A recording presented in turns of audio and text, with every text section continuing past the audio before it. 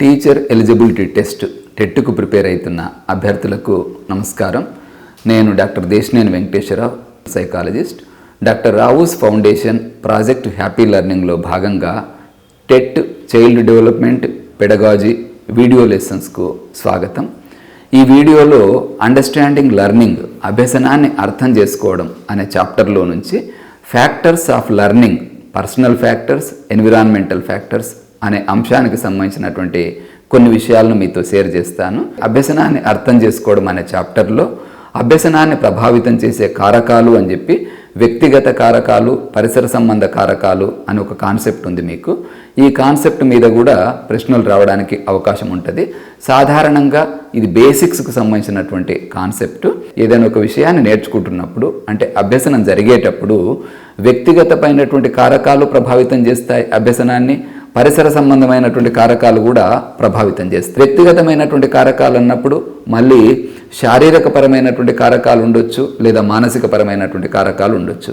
మనం గమనించి చూస్తే కనుక పిల్లలకు ఒక నిర్ణీతమైనటువంటి వయసు వచ్చిన తర్వాతనే పాఠశాలలో మనం చేర్చుకునేటటువంటి ప్రయత్నం చేస్తాం.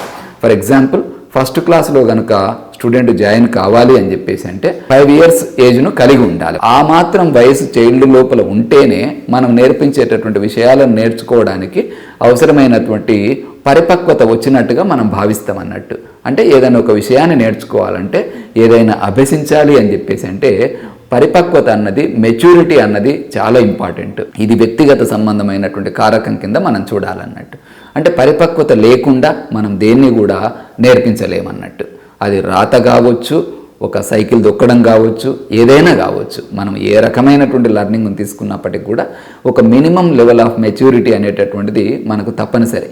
ఈవెన్ మనం పిల్లలకి ఏదైనా భాషను నేర్పాలంటే కూడా వోకల్ కార్డ్స్ ఏవైతే ఉంటాయో, వోకల్ కార్డ్స్ మెచ్యూర్ కానంత వరకు భాష నేర్చుకోవడం పిల్లలకు సాధ్యం కాదు. అంటే వోకల్ కార్డ్స్ ఎప్పుడైతే మెచ్యూర్ అవుతాయో అప్పుడు మాత్రమే పిల్లలు తాము విన్నటువంటి విషయాలను మళ్ళీ మాట్లాడగలుగుతారు, దాని ద్వారా భాషను నేర్చుకోగలుగుతారు. అంటే పరిపక్వత అనేటటువంటిది చాలా అవసరం మనకు.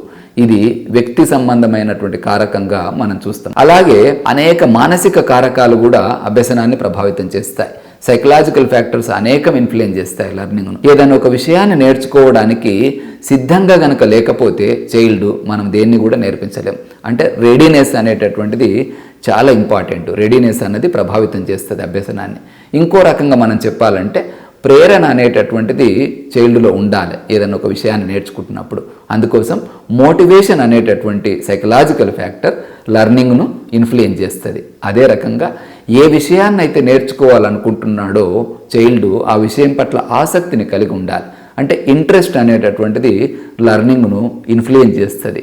అదే రకంగా యాప్టిట్యూడ్ అనేటటువంటిది లెర్నింగ్ను ఇన్ఫ్లుయెన్స్ చేస్తుంది. అందుకోసమే ఏవైనా విషయాలను మనం నేర్పించాలని చెప్పేసి అనుకుంటే కనుక యాప్టిట్యూడ్ ఉందా లేదా అన్న విషయాన్ని చెక్ చేసేటటువంటి ప్రయత్నం చేస్తాం.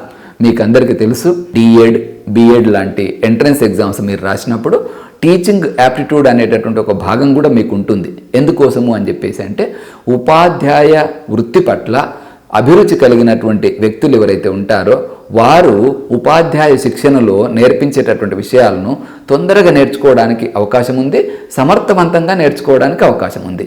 ఏ వృత్తిని మనం తీసుకున్నప్పటికి కూడా ఆ వృత్తి పట్ల ఎవరికైతే యాప్టిట్యూడ్ ఉంటుందో, అంటే ఎవరికైతే సహజ సామర్థ్యాన్ని కలిగి ఉంటారో వారు తొందరగా నేర్చుకోవడానికి అవకాశం ఉంటుంది. అంటే లెర్నింగ్ అనేది చాలా ఎఫెక్టివ్గా జరుగుతుంది కనుక యాప్టిట్యూడ్ అనేటటువంటిది కూడా లెర్నింగ్ను ఇన్ఫ్లుయెన్స్ చేస్తుంది అని చెప్తాం మనం. అదే రకంగా ఇంటెలిజెన్స్, ప్రజ్ఞ అనేటటువంటిది కూడా అభ్యసనాన్ని ప్రభావితం చేస్తుంది మనకు. అంటే కొన్ని విషయాలు నేర్చుకున్నప్పుడు ప్రత్యేకించి కాంప్లికేటెడ్గా ఉండేటటువంటి విషయాలను, డిఫికల్టీ లెవెల్ ఎక్కువ ఉండేటటువంటి విషయాలను, లాజిక్ చాలా ఎక్కువ ఉండేటటువంటి విషయాలను నేర్చుకునేటప్పుడు ఒక స్థాయి ఇంటెలిజెన్స్ లేకుండా, ఒక స్థాయి ప్రజ్ఞ లేకుండా వ్యక్తి వాటిని నేర్చుకోవడము సాధ్యం కాదు. అందుకోసం ప్రజ్ఞ అనేటటువంటిది అభ్యసనాన్ని ప్రభావితం చేస్తుంది అని చెప్తాం.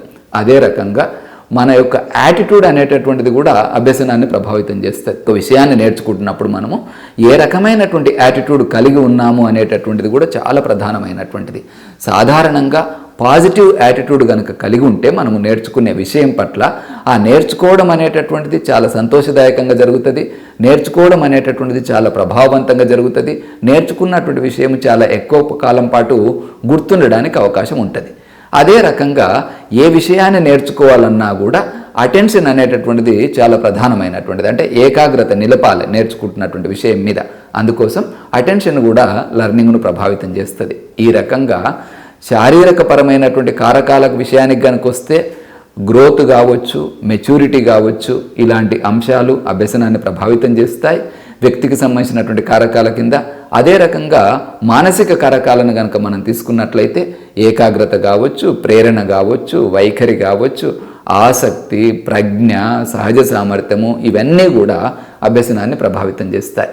ఇక పరిసర సంబంధమైనటువంటి కారకాలను కనుక మనం తీసుకున్నట్లయితే ఒక క్రమ పద్ధతిలో ఉన్నటువంటి వాతావరణంలో, ఉత్సాహదాయకమైనటువంటి వాతావరణంలో, ఎంతో ఎంతూజియాజం ఇచ్చేటటువంటి వాతావరణంలో నేర్చుకునేటటువంటి ప్రయత్నం కనుక చేస్తే అభ్యసనం అనేటటువంటిది చాలా బాగా జరుగుతుంది. అంటే ఏదైనా ఒక విషయాన్ని మనం నేర్చుకుంటున్నప్పుడు మన చుట్టూ ఉన్నటువంటి భౌతిక పరిసరాలు ఎట్లా ఉన్నవి అన్నది కూడా ప్రధానం. భౌతిక పరిసరాలు ఆహ్లాదకరంగా ఉన్నప్పుడు, భౌతిక పరిసరాలు చాలా ఆసక్తికరంగా ఉన్నప్పుడు అభ్యసనం అన్నది చాలా బాగా జరుగుతుంది. అదే రకంగా సాంఘిక పరిసరాలు కూడా అభ్యసనాన్ని ప్రభావితం చేస్తాయి. అంటే నేర్పించే వ్యక్తులు ఎవరైతే ఉంటారో ఆ నేర్పించే వ్యక్తుల యొక్క ప్రవర్తన కావచ్చు, నేర్పించేటటువంటి పద్ధతులు కావచ్చు, ఇవి అభ్యసనాన్ని ప్రభావితం చేస్తాయి. అంటే సాంఘిక పరిసరాల యొక్క ప్రభావం కూడా అభ్యసనం పైన ఉంటుంది. అదే రకంగా ఏ విషయమైతే మనం నేర్చుకుంటున్నామో ఆ విషయము మనకు కొత్తదనాన్ని ఇస్తుందా లేదా అన్నది కూడా ప్రధానం. ఒక చైల్డ్ని కనుక మనం తీసుకున్నట్లయితే కొత్త విషయాలను నేర్చుకోవడం పట్ల చైల్డ్కు చాలా ఎక్కువ ఆసక్తి ఉంటుంది. అంటే నూతన విషయాలను అనేటటువంటివి అభ్యసనాన్ని బాగా ప్రభావితం చేస్తాయి. అదే రకంగా ఇంట్రెస్టింగ్గా ఉండేటటువంటి విషయాలు అభ్యసనాన్ని ప్రభావితం చేస్తాయి. నేర్చుకునేటటువంటి కంటెంట్ ఏదైతే ఉంటుందో అది బాగా ఆసక్తి గొలిపేటట్లుగా కనుక ఉంటే పిల్లలకి వాటిని బాగా నేర్చుకుంటారు, అభ్యసనం చాలా బాగా జరుగుతుంది.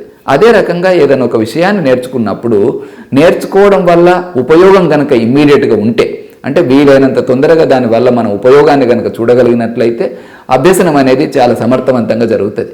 ఈ రకంగా కంటెంట్కు సంబంధించినటువంటి విషయాలు ఏవైతే ఉంటాయో, అంటే కంటెంట్ కొత్తదనంతో ఉండడము, తర్వాత ఆసక్తిదాయకంగా ఉండడము, తర్వాత తక్షణము ఉపయోగం ఇచ్చేటట్లుగా ఉండడము అనేటటువంటి అంశాలు కూడా అభ్యసనాన్ని ప్రభావితం చేస్తాయి. సో అభ్యసనాన్ని ప్రభావితం చేసేటటువంటి కారకాలు ఏంటి అంటే వ్యక్తిగతమైనటువంటి కారకాలు, పరిసర సంబంధమైనటువంటి కారకాలు అనే రెండు కారకాలను గుర్తుంచుకునేటటువంటి ప్రయత్నం చేయాలి. వ్యక్తిగతమైనటువంటి కారకాల్లో మళ్ళీ శారీరకపరమైనటువంటి కారకాలు కావచ్చు, పరిపక్వత లాంటివి, తర్వాత మానసికపరమైనటువంటి కారకాలు కావచ్చు, ఏకాగ్రత, ప్రేరణ, ఇలాంటి అంశాలు. తర్వాత పరిసర సంబంధమైనటువంటి కారకాల్లో భౌతిక పరిసరాలకు సంబంధించినటువంటి కారకాలు కావచ్చు, సాంఘిక పరిసరాలకు సంబంధించిన కారకాలు కావచ్చు, తర్వాత చదివేటటువంటి విషయం కంటెంట్కు సంబంధించినటువంటి స్వభావానికి సంబంధించినటువంటి కారకాలు కావచ్చు. ఇవన్నీ కూడా అభ్యసనాన్ని ప్రభావితం చేస్తాయి. ఈ వీడియో కనుక మీరు ఉపయోగకరంగా భావిస్తే దయచేసి మీ ఫ్రెండ్స్కు షేర్ చేయండి. టెట్కు సంబంధించినటువంటి రెగ్యులర్ అప్డేట్స్ కోసం మా YouTube channel doctor Rao's class రూమ్ను సబ్స్క్రైబ్ చేయండి. మా mobile app doctor Rao's class రూమ్ను గూగుల్ ప్లే స్టోర్ నుంచి డౌన్లోడ్ చేసుకోండి. ఎప్పటికప్పుడు మేము టెట్కు సంబంధించి ఇచ్చేటటువంటి అప్డేట్స్ను ఫాలో కండి. టెట్లో మంచి మార్క్స్ స్కోర్ చేయండి.